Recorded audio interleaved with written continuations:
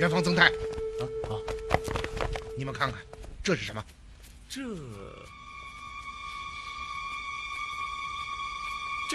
这像是一只鸟啊！什么鸟？不，是一只鹰。这只鹰看着眼熟吗？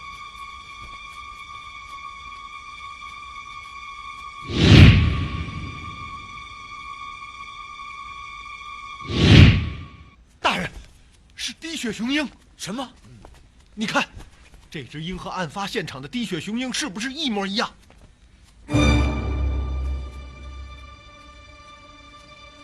看来这只滴血雄鹰与这将军庙的主人宇文成都有着密切的关系。难道凶手真的是这位前隋名将的鬼魂？不，这世上没有鬼。可是大人，那这一切又怎么解释啊？我不知道。怎么了？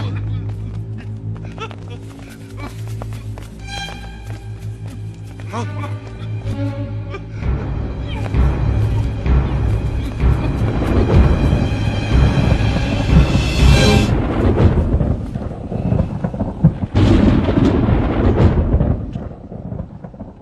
这就是那座大院中死者的头颅。可是这些头颅为什么会在这儿呢？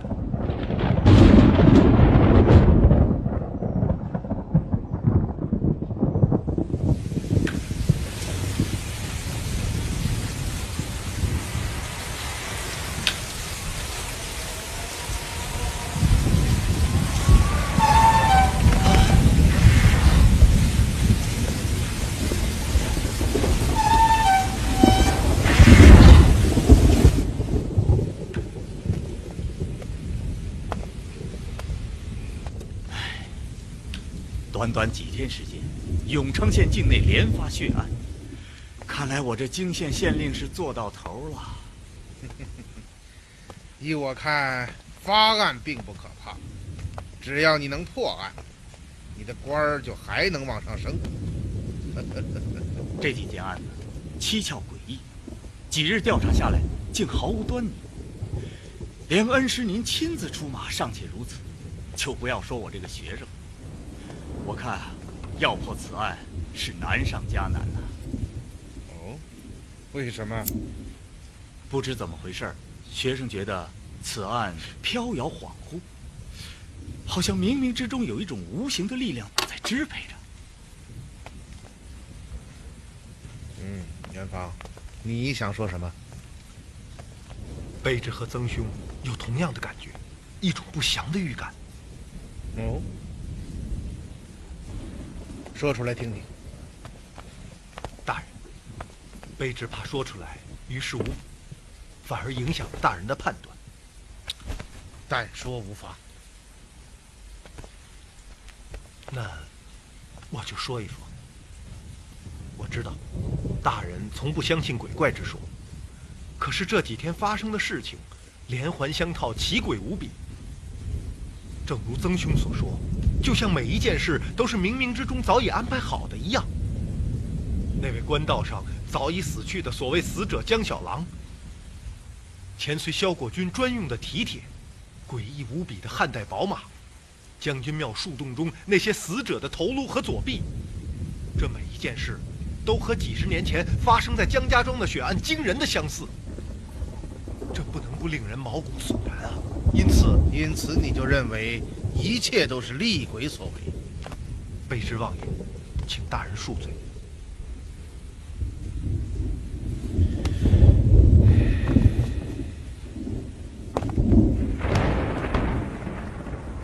你也这么看吗？叶恩师洞察之细，推理之强，竟然找不出丝毫人为的破绽，难道这还不能说明问题吗？恩师还记得吧？上午我们在将军庙正殿基石上发现的那个图案，与血案现场的滴血雄鹰竟然一模一样。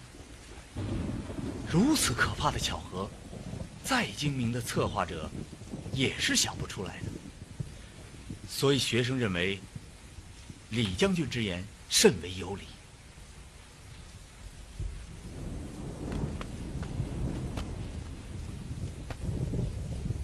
何大人，那你看呢？卑职不敢妄言，只是前随萧国军专用的蹄铁和汗血宝马，恐怕用常理来说是解释不通的。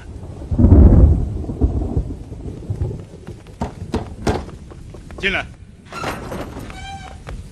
奉太爷之命，去请庄中的长者前来问讯，可所有人都像见了鬼一样，能躲的都躲了起来。小人无奈，只好硬拿了2个老汉到此，请太爷恕罪。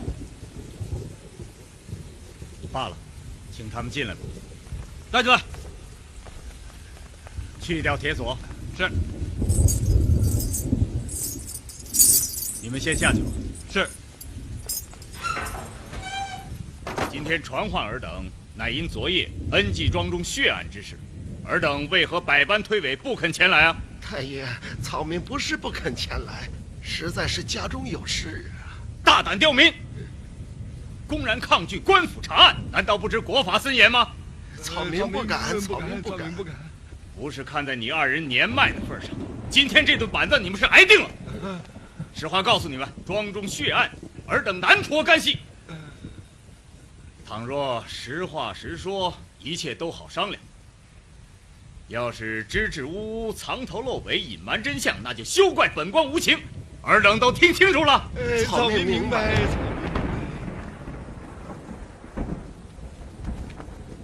你2人选出1人与本官说话，不足之处，另1人补充。看什么看？还不快说！九哥，您说吧。那就让草民来回大人的话吧。你叫什么名字？小人庞九公，多大岁数？今年78岁了。世居于此？正是。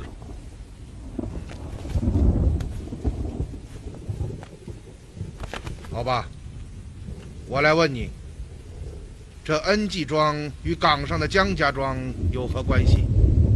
回大人的话，恩济庄就是江家庄。哦，那为何改名为恩济庄？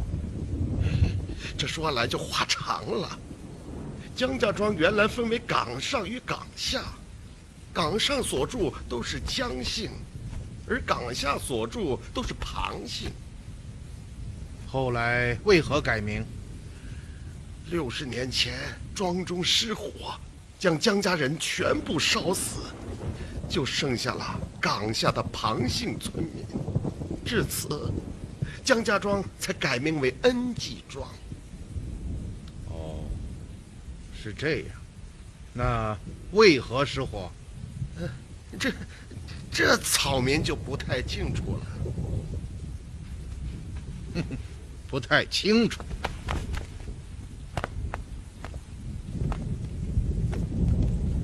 我劝你实话实说，免得皮肉受苦。草民真的不知道啊。我提一个人，也许你会想得起来。谁？江小郎。我看你这老朽是敬酒不吃吃罚酒啊！2位大人在上，草民不是不说实话，实在是不敢说呀。为什么？怕招来恶鬼呀！简直是一派胡言！你以为这样就能搪塞本官吗？60年前，江小郎一家被杀身亡，尸体被人斩去了头颅和左臂，后来在西林将军庙的供台上被发现。4个月后，江家庄忽然着起大火，将庄中的江姓村民全部烧死。与此同时，将军庙也起火焚烧，尔等便庸人自扰，说什么厉鬼作祟、阴兵杀人，真是无稽之谈。大人，您全知道了。怎么，你还不肯说实话？罢了，草民就豁出去了。大人，您说的一点儿也不错。草民2人就是青阳岗上那场大火当中的江家幸存者呀。哦，你不是姓庞吗？草民两人都是姜姓的后生，当时才18岁。起火的那天晚上，草民二人在港下贪玩，就住在一家庞姓人的家中，这才逃过一劫呀。原来是这样。那你们为什么要改姓庞呢？这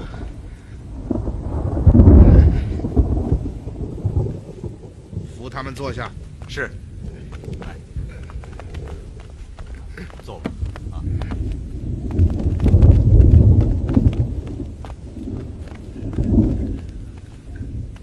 不要着急，慢慢的讲啊。这要从姜家庄的来历说起了。前隋末年，天下大乱，有一位勇将叫宇文成都的，不知几位大人可曾听说过呀？宇文成都是前隋炀帝驾下效果军的中郎将，本官知道此人。我们姜姓的族长姜小郎，就是宇文成都军中的将领啊。姜小郎是宇文成都的部下。正是。当年宇文成都率军退到了洛阳附近，被窦建德的大军所围。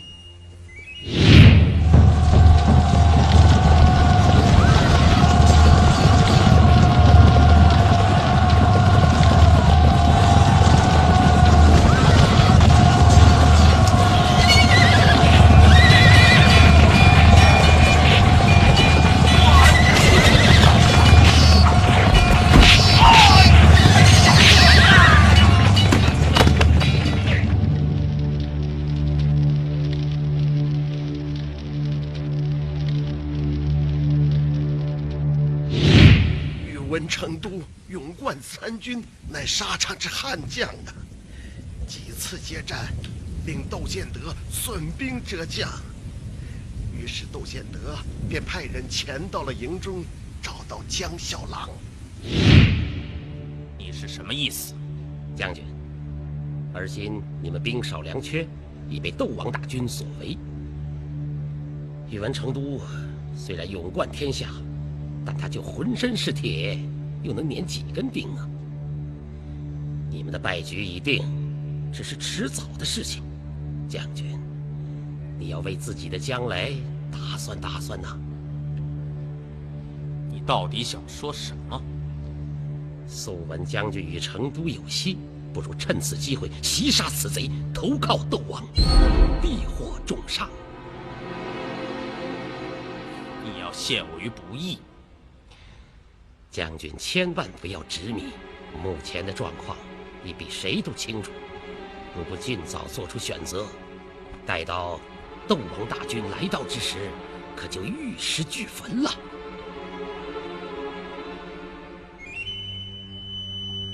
好，我答应。好，痛快！俗话说识时务者为俊杰嘛，我马上禀告窦王。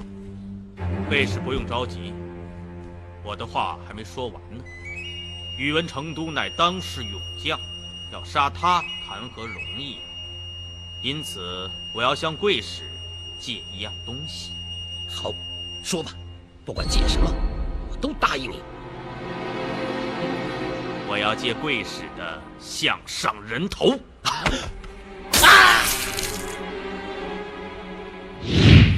姜小郎持使者的首级去见了宇文成都，说明了前事。宇文成都深为感动，不但重赏了姜小郎，还将自己的贴身卫队交给了他。于是几天后的一个夜里，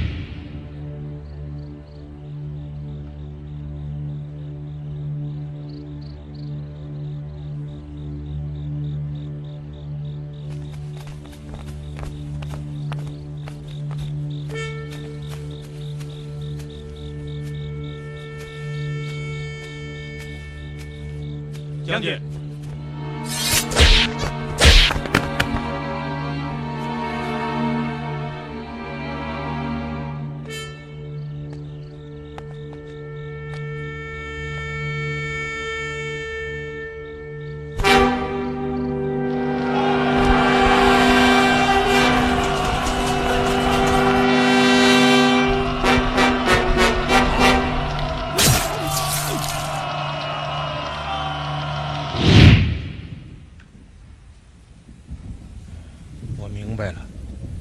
个江小郎真是好深的心计啊！江小郎杀死了宇文成都，将首级献给了窦建德，窦王大喜，将成都的首级传令六军，尸体就埋在西林之中。西林中的将军庙真是宇文成都的葬身之所？是啊，当时窦建德重重赏赐了江小郎，并把他留在麾下。听老人们说，江小郎杀死了宇文成都，连续数月被噩梦缠绕啊。他请了一位道士，道士说，宇文成都失去了首级，魂魄便无法进入冥界，更无法轮回脱生，因此阴魂不散，化作厉鬼，早晚有一天会来找他的。江小郎非常惊恐，急忙派人去寻找成都的首级，可是没想到，首级已被窦建德纵火焚为灰烬了。那西林中的将军庙是何人何时所建？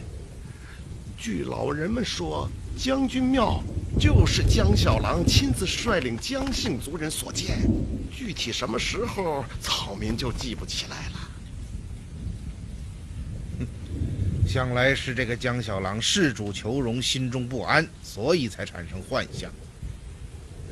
大人，鬼真的是存在的呀。好了，你继续说吧。后来窦建德被我大唐所灭，江小郎率部下反正，投入了右卫麾下，积功做到了游击将军。武德3年，天下初定，他便率领一些不愿留在军中的部下，回到了河南县，建起了这座江家庄。当时他的部下大部分是从家乡跟随他出来的江姓契属，建庄之时又收留了很多庞姓的流民，因此江家庄就分为岗上和岗下，岗上是江姓，岗下是庞姓，江小郎自然就成为族长了。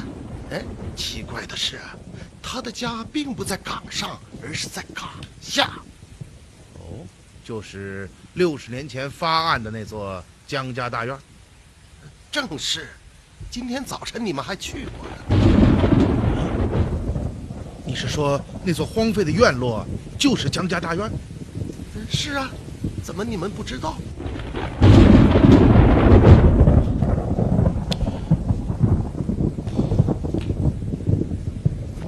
太可怕了！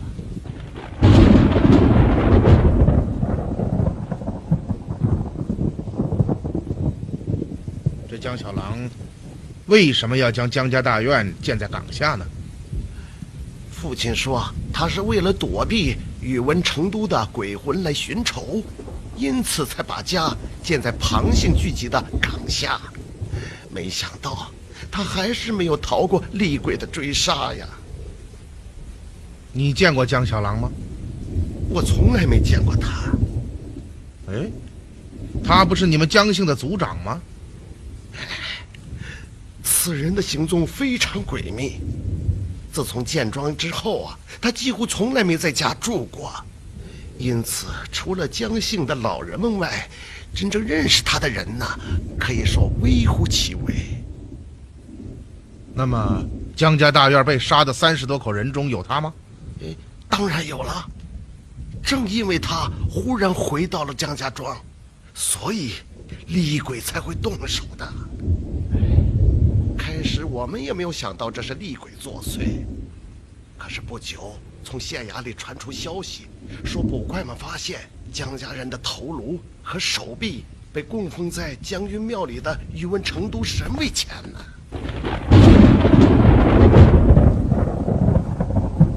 几个月后，从衙门里来人说，这案子是厉鬼复仇，杀死了江小郎和所有江姓族人的。衙门里的人是这么说的？是啊。你敢肯定？当然了。连岗下的庞姓之人都不知道宇文成都之事，衙门里的人怎么会知道此事呢？他们不知道宇文成都的事，又怎么会说出厉鬼复仇的话来？听说县城请来位道士，道士请缨占卜之后对他说的。哦，原来如此，你继续说吧。此言一经传开呀，那江家大院立刻就成为禁地了。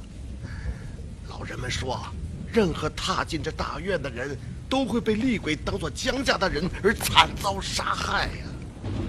正因为如此，草民为怕厉鬼寻仇，才改了姓氏的。恩师，我全明白了。你明白什么了？前夜死在江家大院的那些人，就是因躲大雨误入鬼宅，因而被宇文成都的鬼魂认为是江姓之人，这才惨遭不幸。太爷说的极是，草民也是这样想的。真想不到，时隔60年，这厉鬼竟又回来了。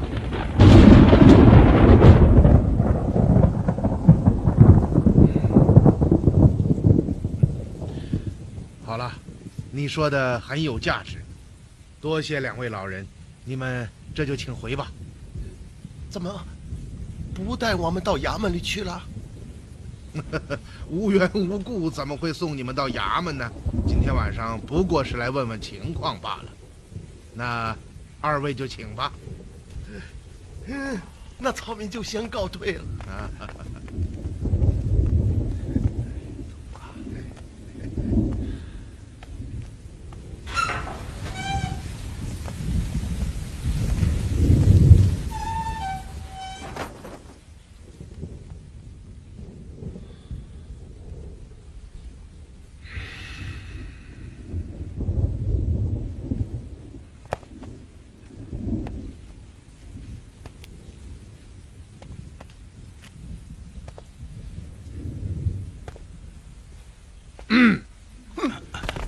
怎么，他们都走了？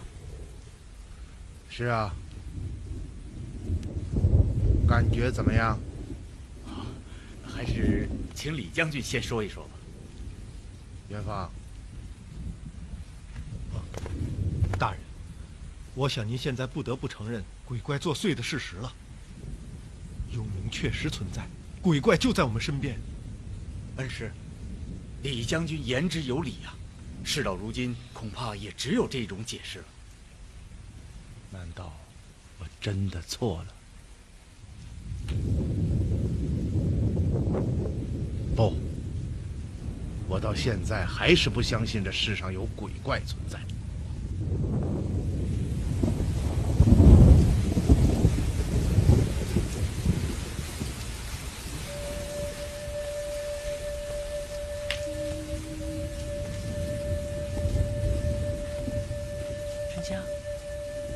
沉香，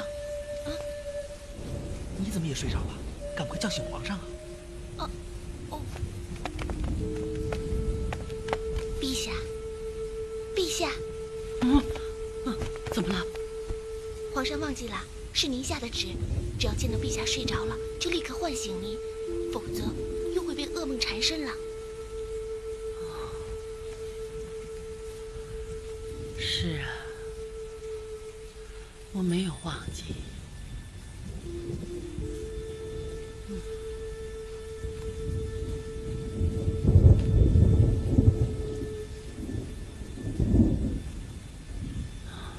这种日子，什么时候是个头啊？什么时候了？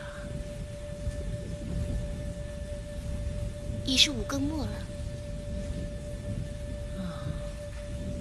快了，再有1个时辰，天就亮了。我终于可以睡觉了。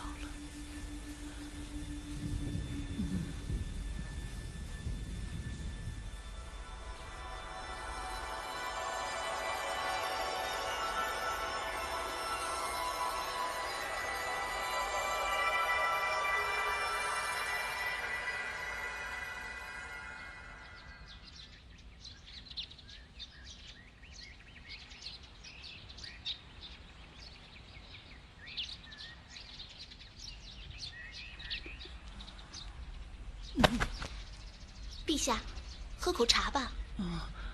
天已经大亮了，我可以睡了吧？国师说要陛下4时安寝最为安全，现在离4时还有一会儿，陛下再等一等吧。好吧。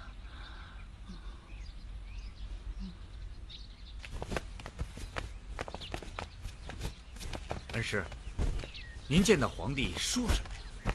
这你放心，对付皇帝我还是有心得的啊。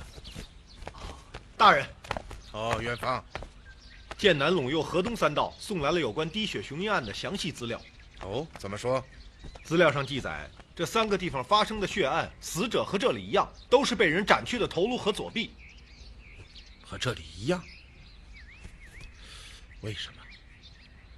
难道剑南陇右河东3道也有类似江小郎这样的情况，才招致恶鬼前来报复？大人，宇文成都死后，他的部下散落在全国各地，发生这样的事情也是极有可能的。看来这个恶鬼还不太好对付啊。哦，对了，元芳，有件事情你要去办，请大人吩咐。你马上到国史馆找到负责修撰随书的秘书少监郝大人，调集所有有关宇文成都、宇文化及父子以及前隋萧果军的随带史料，我晚上要用。是。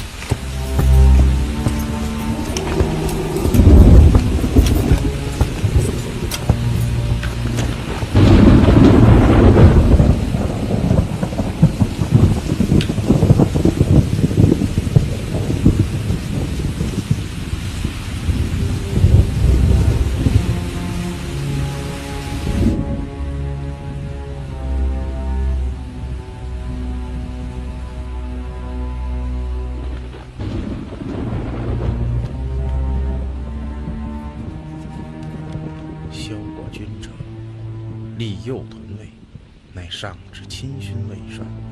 开皇3年，本皇帝即骁卫与果夷军，并为骁果尉，见军中壮士充任，以血鹰刺左臂。血鹰，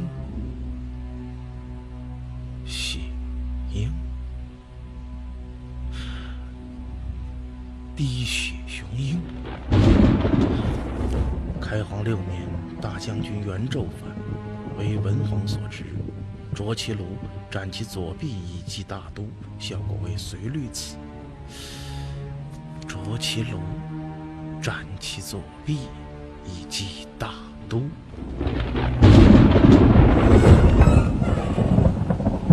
好，元芳，进来吧。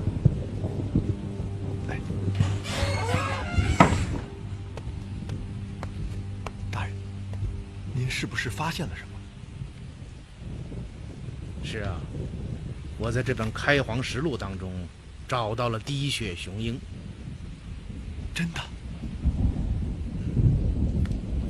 书中记载，隋文帝杨坚在开皇3年，将骁卫与果夷军合并，组成了骁果卫，挑选军中壮士充任士卒，在其左臂上刺上一只血鹰作为标志。血鹰？就是滴血雄鹰。哦，我明白了。这就是西林将军庙正殿基石上为什么会有雄鹰花色的图案。这滴血雄鹰就是萧果卫的标志。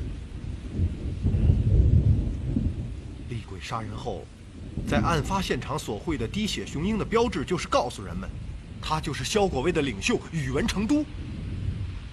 这本书中还说，开皇6年，萧果卫大将军袁胄造反，隋文帝杨坚将他抓住，斩下他的头颅和左臂，以及萧果卫的大旗。从此后，萧果卫便以此作为一种仪式，凡是遇到背叛之人，便斩下他的头颅和左臂，以示惩处。斩下头颅和左臂，是萧果卫的仪式。看来宇文成都的厉鬼就是沿袭了萧果卫的这种残酷的仪式，将背叛他的人杀死，然后斩下头颅和左臂，以奉血食。如果说官道和恩济庄的血案不足以证明这一点的话，这本《开皇实录》当中绝不会有半点虚言。大人，那我们怎么办？这个案子的每一步都这么若合符节，毫无破绽，难道这真是一桩诡案？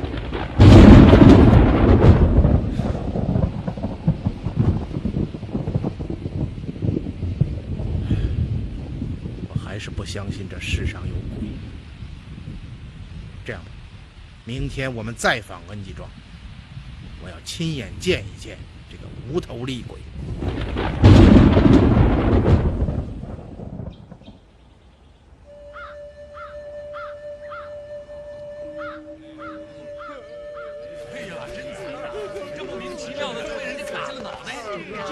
怎么跟咱们村干上了？让开！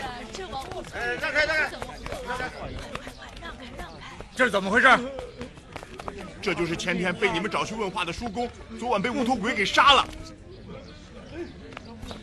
前天夜里，他们要是不和咱们说那番话，恐怕就不会死。看来，这个恶鬼不会放过任何一个姓姜的人。哎，那位九叔呢？啊，九叔，我一天都没看见他了。哎，大伙儿看见九叔没有啊？没有啊，看见没有？没看见呀，没看见。走，快走！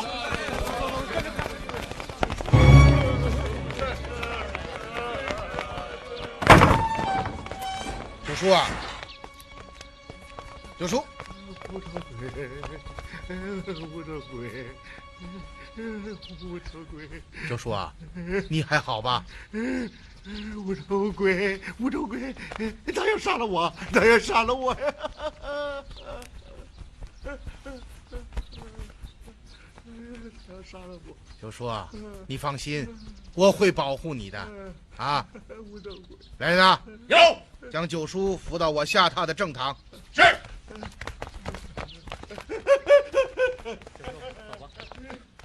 今天晚上我倒要见识见识这个无头厉鬼是个什么样子。无头鬼，无头鬼，这别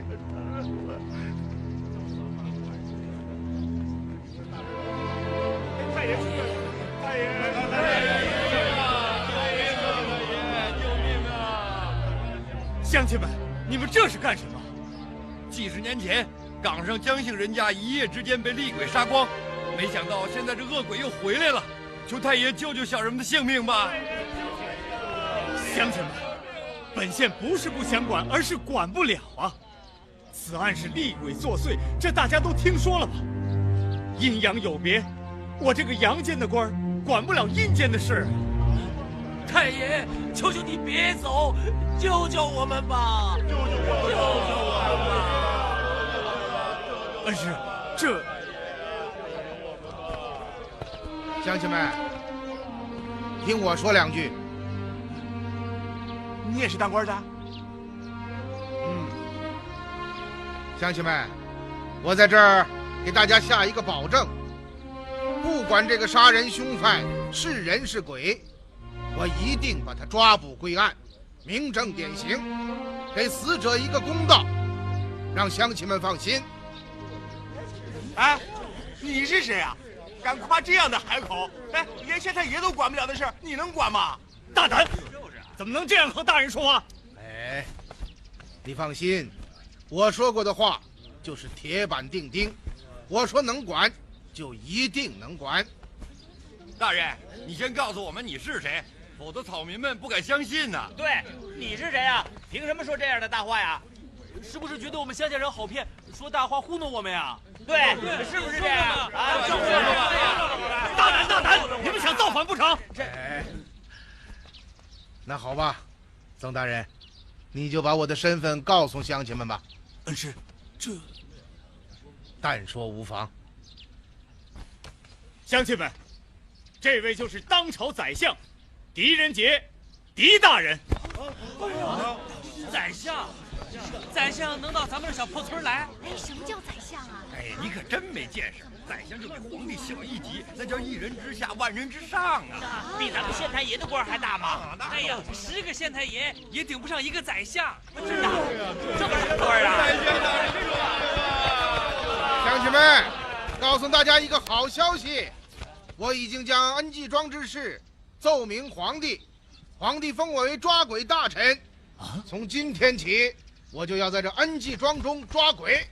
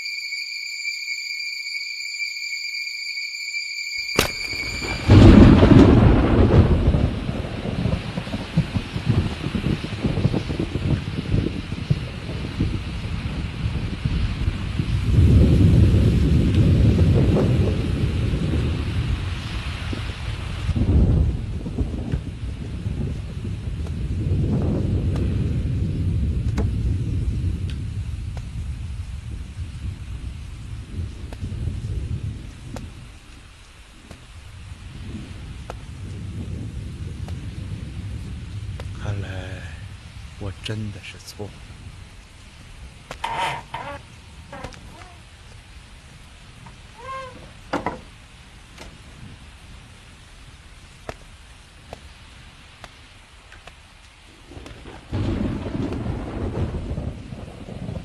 大人，元芳，有事吗？卑职是来向大人辞行的。什么？卑职无能保护大人，在厉鬼面前竟连拔剑的勇气都没有。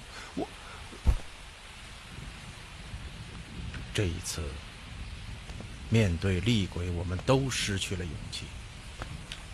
我曾经信誓旦旦地说要保护九叔的安全，可是我却眼睁睁地看着厉鬼斩下了他的头颅。我狄仁杰愧对恩济庄的乡亲们。大人，是卑职无能，请大人准许卑职辞去牵牛卫中郎将之职。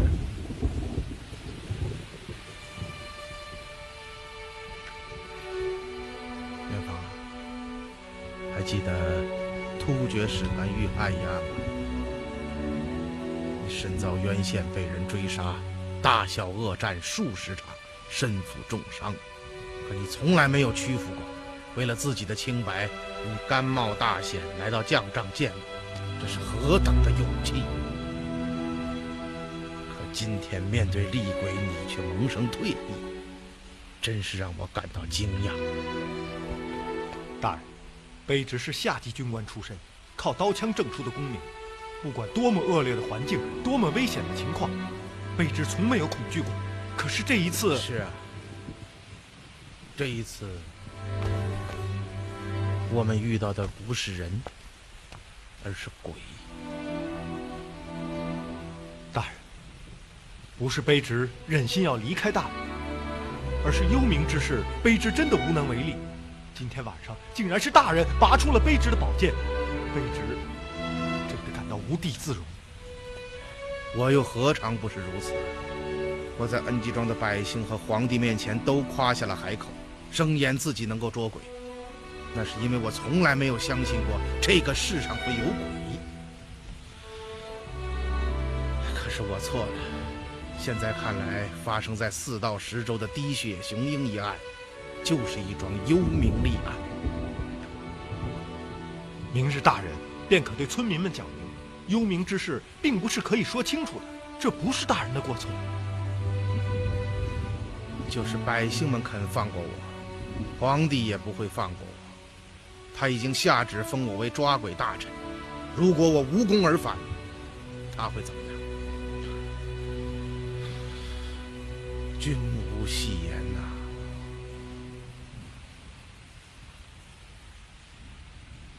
元芳，我们是不是想自己想的太多了？什么无能为力，什么君无戏言，我们何尝替那些被厉鬼无辜杀害的村民们想过？我们之所以在厉鬼面前失去了勇气，是不是因为我们的官越做越大？是不是因为我们想自己想的太多了？元芳，我觉得你我都应该找回过去的勇气。大人，我明白了。元芳，我想求你一件事。大人，您说。这一次，不管你我2人的结果如何，我们都要替恩济庄的百姓除掉这个无头厉鬼。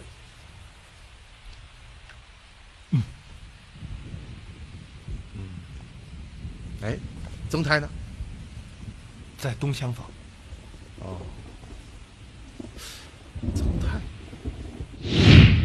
所以你就投靠了梅花内卫。什么？不是吗？你就是内卫。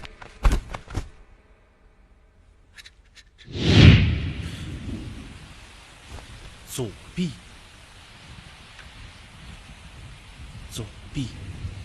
你立即把曾太找来，我们马上回神都，连夜再看官道。是。是。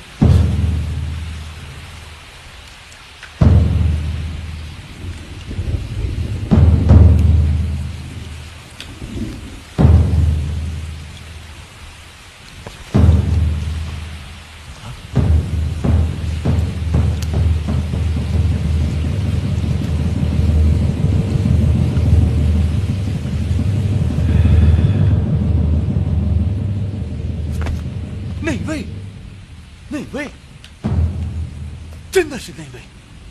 所谓死者江小郎，其实是一名内卫首领，他的真名刻在腰牌的背面。内卫府阁领孙殿臣，他叫孙殿臣。是啊，内卫府阁领，官儿可不小啊。可这怎么又和内卫扯上关系了呢？是左臂，是你的左臂提醒了我。左臂？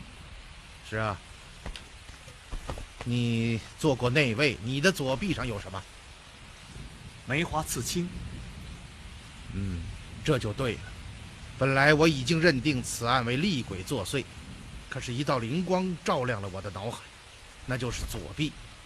当时我想，假设凶手不是鬼而是人，假托前随旧事，以厉鬼作为幌子，肯定是要意图掩盖事实的真相。那么事实的真相到底是什么呢？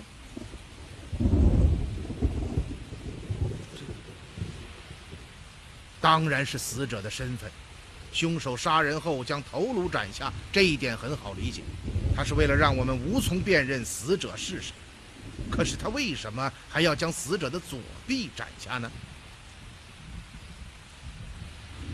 因为死者是内卫，左臂上有那朵人尽皆知的梅花刺青，一旦刺青被人发现，死者的身份也就彻底暴露了。不错，想到了这一点，我忽然灵机一动，我想官道上那名死者一定在临死之前为我们留下了什么东西。为什么？你还记得在勘察官道现场的时候，我们那一番谈话吗？这样我们就可以肯定，从案发到报案，这条路上除了死者所乘的马车，没有其他的车辆经过。这条官道直通神都，非常繁忙。那么什么时候路上才没有车辆呢？神都的城门关闭以后，路上就没有车辆。那么神都的城门何时关闭？按常理说是在丑末关闭，辰时开启。那么中间这2个时辰不就正好是寅时和卯时吗？不对啊，恩师，有一点说不通啊。什么？既然城门已经关闭，那么死者为什么还往神都而去？即使他赶到了，也叫不开城门呢。这种行为不太合乎情理吧？原因只有一个，那就是此人一定有办法叫开神都的城门。那么死者用什么方法来叫开城门？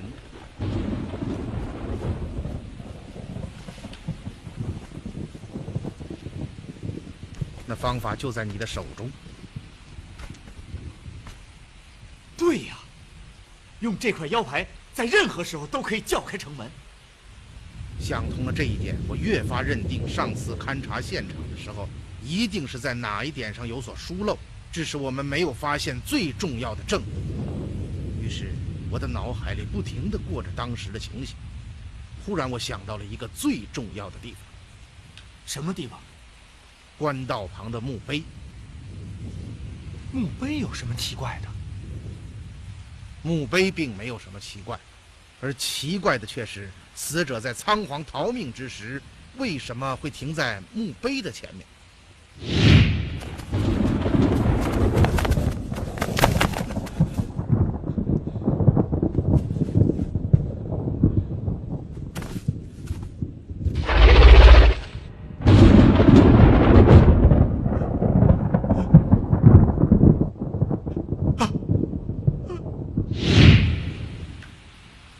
刚刚所有的这一切在我脑海中不过是一闪而过，因此我就做出了再看现场的决定。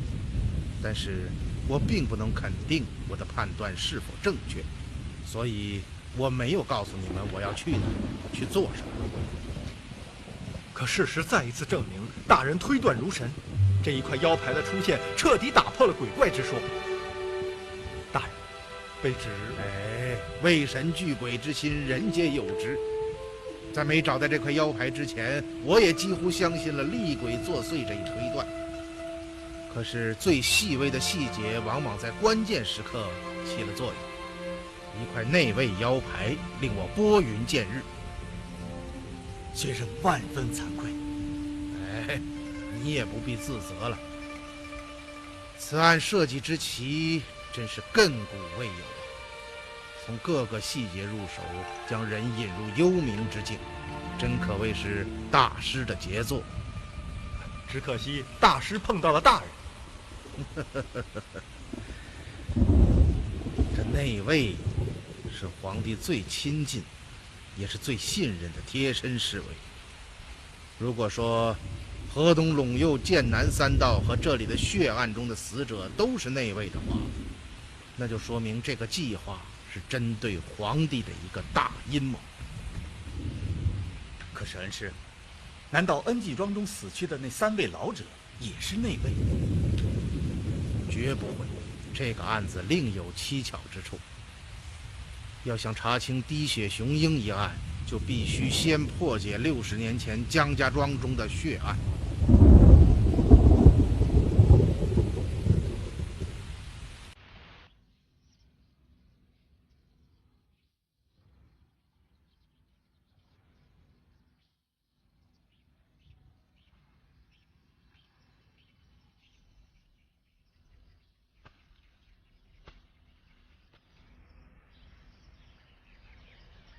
江小郎啊，江小郎，你到底是个什么样的人物，竟然如此神秘？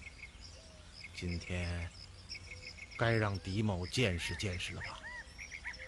大人，动手吧。放倒墓碑，掘开坟地。是。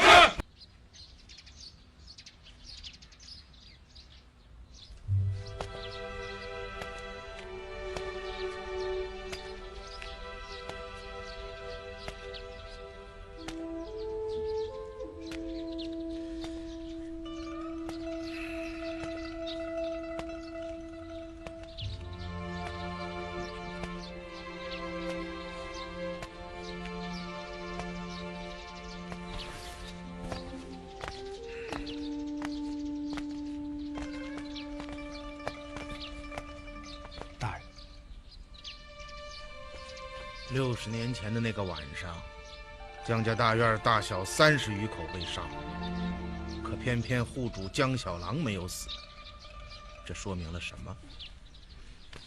真是不可思议。案发之后，县里派县城来勘察现场。前几天你对我说那个县城还活着，他叫高如进，对吧？正是。江家大院的惨案和江家庄的地址都是他告诉你的？是的。他既然奉命勘察现场，那他怎么会没有发现尸体中没有江小郎呢？想来是尸身被斩去头颅，无法辨认吧？不对，据高如进所说，我率人查遍了附近的山峦村庄，最后在西林中一座荒废的将军庙中找到了死者的头颅和手臂，几十颗头颅，数十条手臂被供在将军庙的神位前，那景象真是惨不堪言。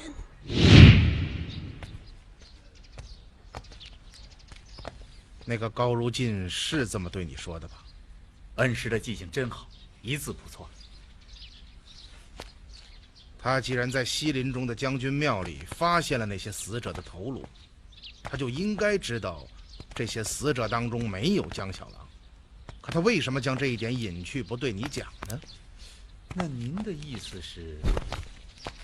我们还是先不要妄下评断，还是沿着案子的线索走下去。据高如进所说，此案持续了4个月，竟没有任何进展。后来，一位走方的道士来到县里，对老朽说：“此乃厉鬼作祟，阴兵杀人呐！”什么？阴兵杀人？是的，当时老朽还不相信，没想到第2天江家庄大火，将一庄之人全部烧死。据他所说，那场大火是在江家庄血案4个月之后发生的，对吧？是的。这就产生了2个疑问。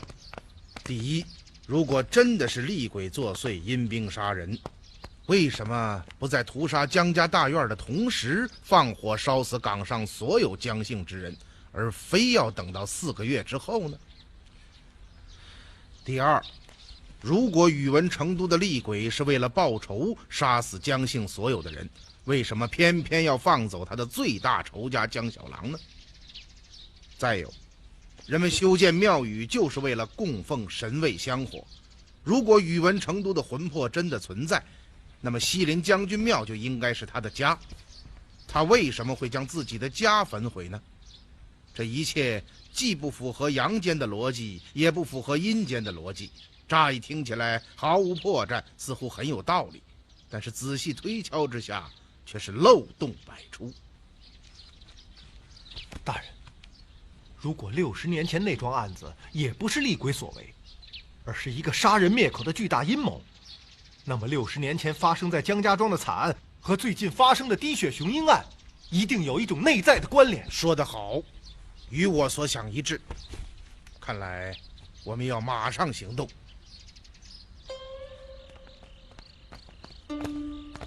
卑职临台著作局郎朱喜叩见国老。快起来，快起来！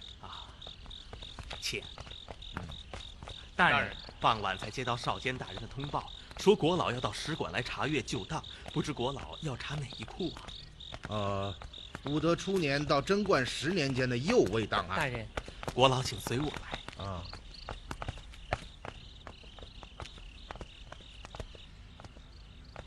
请。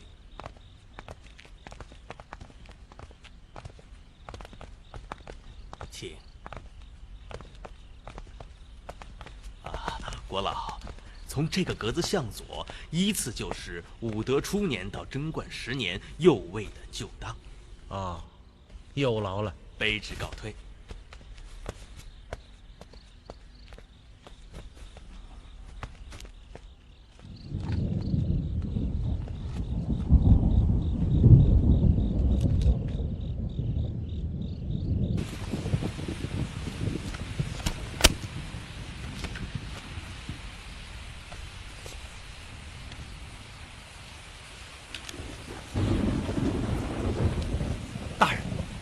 这里有江小郎的名字。念。江小郎是高祖武德6年加入右卫的，当时官拜游击将军。还有什么？2年后积功至汉阳将军。太宗贞观初，江小郎忽然失踪。失踪？是。书中有没有记载他失踪的原因？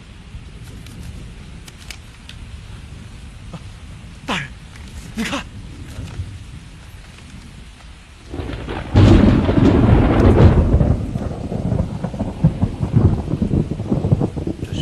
刚撕下不久。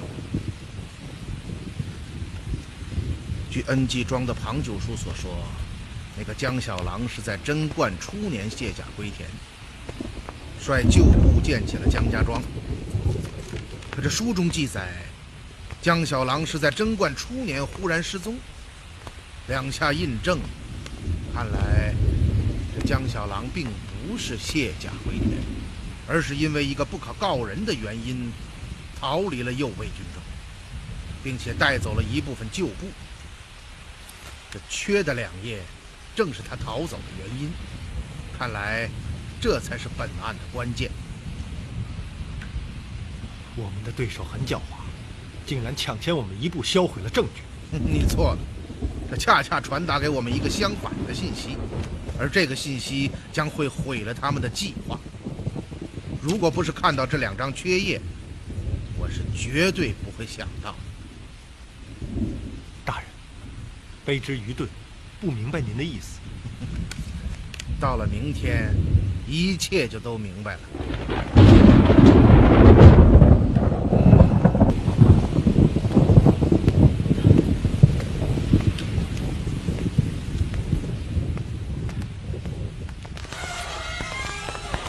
恩师，您可回来了？怎么？学生在河南县当年旧档中发现了几点可疑之处。哦，第一点是贞观8年，曾有一批右卫军官来到河南县，要求地方官协助追查江小郎的下落。当时接待他们的正是县丞高如进。之后，这批军官竟神秘地失踪了。第二点，江家庄血案发生4个月后，又来了一批右卫军官，目的是查找上一批军官和江小郎的下落。学生认为，这其中似乎有些不妥。档案我带来，您看。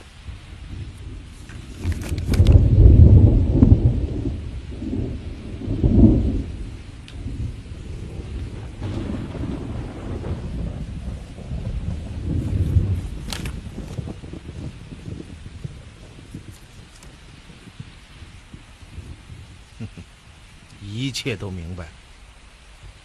看来，60年前发生在江家庄的血案，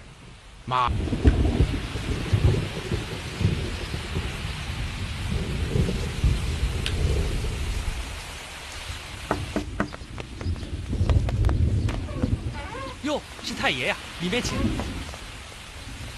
前辈在吗？在，我马上去叫他。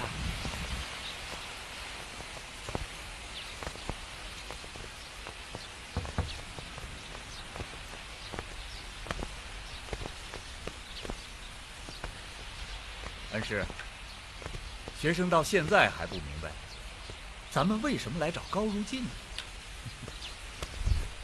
一会儿你就明白了。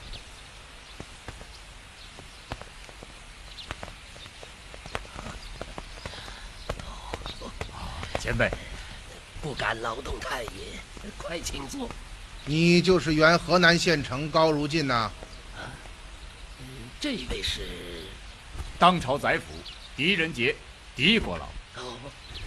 草民高如进，不知国老驾到，有失迎驾，望其恕罪。你叫高如进？是。你不姓高，也不叫高如进，你是江小郎。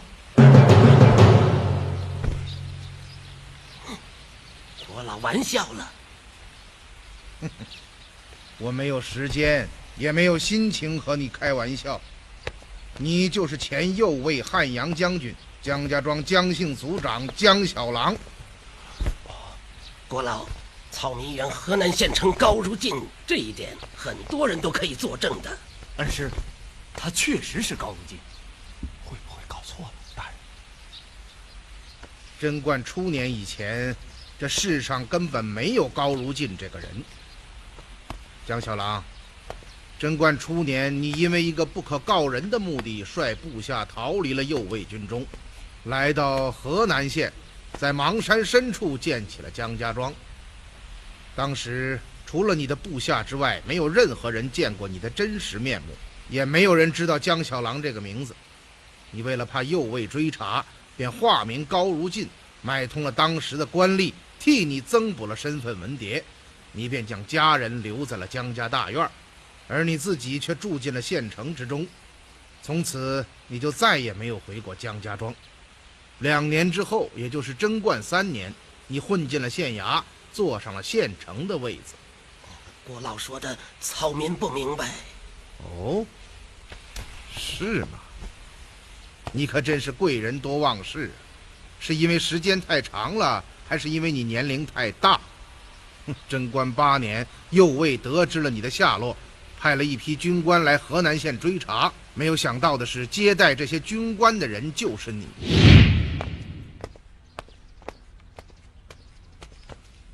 诸位将军都是右卫军中的监察使？是。那诸位将军来此何干啊？几年前，魏中汉阳将军江小郎率部叛逃，据说是藏在河南县中，因此我等前来，请县城大人协助查找。那你们怎么知道江小郎在河南县呢？是他的家人通过秘密途径传出的消息。那你们认识这个江小郎吗？不认识。诸位将军请放心，我一定全力协助。这件事你也忘了吗？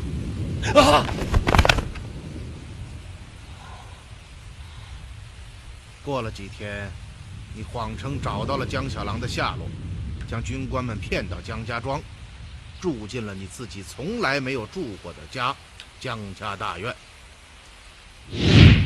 诸位将军，我已经查清楚了，这江小郎就住在江家庄里，但是他现在出门去了。据村里人说，他明天才能回来，因此请诸位将军在此等候。一旦江小郎回来，我立刻前来报信。好，快！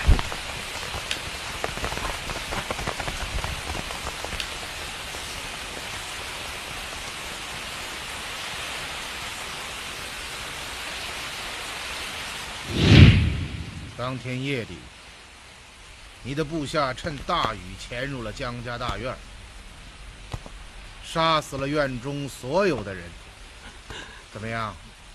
还要我继续再往下说吗？别说了，别说了，我就是江小郎。你真的是江小郎？我就是原右卫汉阳将军江小郎。你既然肯于承认，就说明你还有悔过之心。接下来的事情，你自己说吧。是江家庄血案4个月后，河南县又来了一批右卫军官，他们拿出州刺史行文，严令县中10日之内找到前次失踪的军官和江小郎。我听到这个消息，心中万分惶惧。我想，看来朝廷是绝对不会放过我的，连我的家人都出卖了我。住在江家庄中的那些旧部就更不能信任，他们熟知我过去的一切，一旦露出马脚，我就彻底完了。于是，一条毒计在我脑海中形成了。我先找到了一个叫虚谷子的道士，命他散出风去，说是4个月前在江家庄的那桩血案是宇文成都的厉鬼所为。因为我所有的部下都知道我与宇文成都的恩怨，他们听闻此讯后深信不疑，非常惶恐。我又花大价钱雇来一批专职杀手，而后用计将查干的右卫军官骗到西林将军庙中，将其等伏杀，而后放火将庙烧毁，又率人趁夜来到江家庄，纵起大火，将住在岗上的所有江姓旧部全部烧死，杀人灭口。好歹毒的计策，亏你想得出来。此事结束后，草民心中的惶惧无法用语言来形容。这件事折磨了我一辈子。你为什么要从右卫军中逃走？贞观初年，军中查出我参与侯军及谋反，因此派人侦讯。我见势不妙，便在营中设伏，杀死了前来侦讯的检校右卫将军孙大成，而后率部逃走。真想不到，60年前的疑案竟然被解开了，恩师，真乃神人也。大人，您是怎么想到高如进就是江小郎的？说起来很简单，本来我也没有想到这个江小郎还活着，只是昨天晚上到灵台查证的时候，我才突然发现有关江小郎的旧档被人撕去了2页，而且是最重要的2页。是啊，他为什么要撕去这2页呢？我们到灵台查证是突然决定，绝对不会有任何人知道。这就说明做这件事的人并不是为了阻止我们查证。那么他到底是为了什么呢？为了要挟草民就范。半个月前，草民家中来了一个人。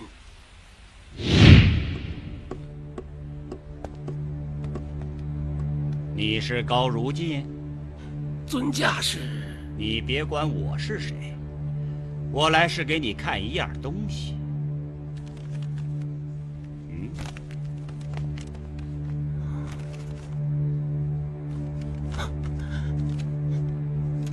这是什么意思？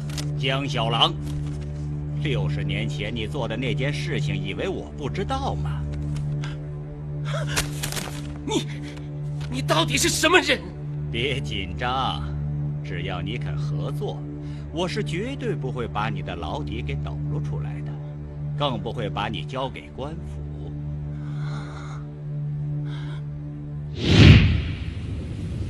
他撕去2页旧档，就是为了以此为据要挟高如进，破其旧犯。也正是因为这一点，我断定江小郎一定没有死。因为这个世上不会有人对一个已经死去了几十年的人发生兴趣。那么既然江小郎没有死，他现在一定是一个90多岁高龄的人了，而这样的人在永昌县内只有6个，这其中之一就是高如进，他也是唯一与此案有关的人物。果然，当我回到家中，曾太拿来了旧档，告诉我当年右卫军官来追查叛将江小郎的时候，接待他们的就是高如进。2下印证，于是我断定高如进就是江小郎。天下能行此事者，唯狄公一人耳。哎，高如进，那个紫袍人到底要你跟他怎样合作？他让草民将60年前江家庄血案的细节详详细细地叙述了一遍。临行前对我说，一旦有人问起此事，让我一口咬定是宇文成都的厉鬼冤魂所为，还威胁草民说，如将此事泄露出去，便会将我送交到官府。我还有一点不太明白。郭老，请说。这个紫袍人怎么知道当年江家庄血案是你做的？郭老还记得那个帮我散布风声的道士吗？我能问个问题吗？那要看我能不能回答了。你们怎么知道江家庄的血案是我做的？还记得当年替你散播风声的那个道士吗？虚谷子。正是。他还活着？是的。当年事情完结后，你想杀他灭口，没想到让他逃脱了，对吗？我真佩服你，一件大案做下来，竟没有留下丝毫破绽。你要再年轻几岁，我一定请你出山，重操旧业。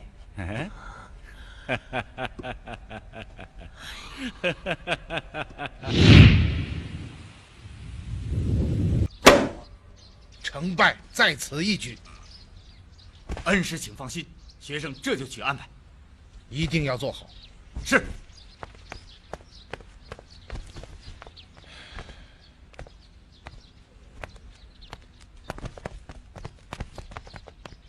大人，大人，按照您的意思，我已经把何大人请来了。郭老，好，来得正好。今晚我要在恩济庄中抓鬼，何大人，我想请你看一看这出好戏呀。抓鬼？是啊，作为前隋将军宇文成都的冤魂厉鬼，今夜一定会出现在恩济庄中。大人怎么知道厉鬼今夜会出现呢？什么厉鬼冤魂呢？那都不过是欺世盗名之说，骗得了别人，骗不了我狄某。您是说，所谓厉鬼作祟，其实都是人干的？是啊，我已经找到了化名高如进的前右卫汉阳将军江小郎，他就是60年前江家庄血案的一手策划和执行者。江小郎他不是死了吗？他没有死。他设下毒计，杀人灭口，几十年来一直逍遥法外，直到今天才落入狄某之手。他在您的手中？是啊，我已将他带到恩济庄中，并命人散出风去。我想那个厉鬼知道了，一定会来杀人灭口，于是我在江家大院巧布机关，静等着这个杀人不眨眼的孽畜落入网中。哦，原来如此。大人，如果他不来呢？他一定会来的。为什么？到时候你就知道了。何大人啊，随着这个厉鬼的落网，那匹汉代宝马也将随之现形。我想你不会错过这个大好机会吧？郭老已将卑职的好奇心说起来了，我倒要看看这个厉鬼是怎生模样，而那匹神秘的巨马究竟是何出处？好。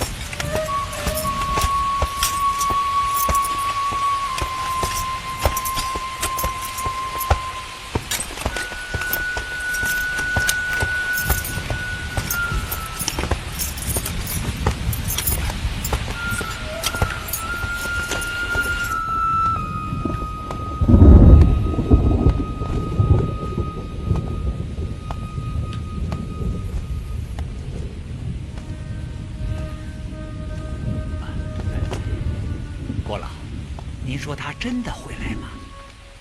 你认为呢？卑职不敢妄言，只是想问问国老的看法。放心吧，我的计划天衣无缝，他一定会来的。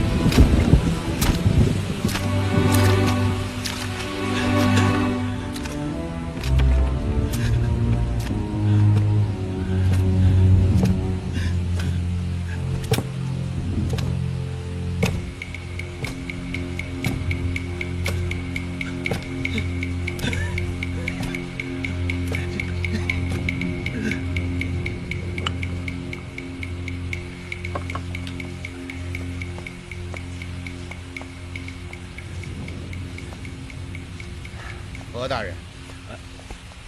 到了此刻，你怎么反倒有些焦虑了？啊，卑职倒是不曾焦虑，只是觉得这样的等待太漫长了，令人透不过气来。